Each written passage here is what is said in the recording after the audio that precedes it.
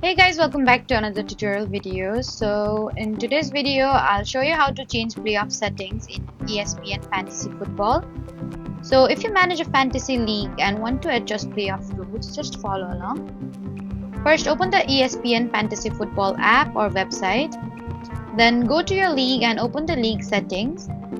And make sure you are the league manager because only the commissioner can usually change playoff settings.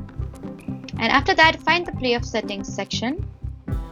Here you can adjust things like playoff start week, number of playoff teams, and playoff matchups. Then choose the setting that match how you want your league to work. And after making changes, save your settings. The updated playoff format will apply to your fantasy league. And remember to change these settings before the playoffs begin to avoid problems during the season.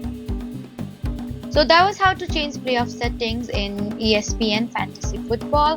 Don't forget to like, comment, and subscribe for more helpful tutorials. Thank you for watching.